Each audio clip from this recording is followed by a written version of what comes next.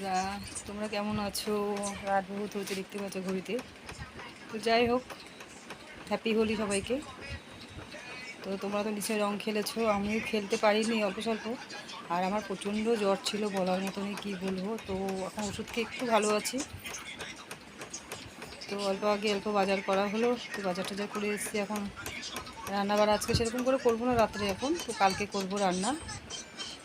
তো তোমাদেরকে সবাইকে সবাইকে সবাইকে হ্যাপি হোলি, হ্যাপি হোলি। সবাইকে অনেক অনেক ভালোবাসা রইল তোমাদের জন্য।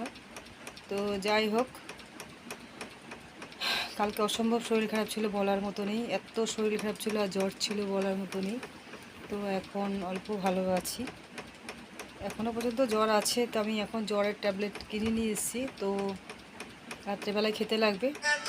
তো যাই হোক, এখন রান্না করতে লাগবো এখন।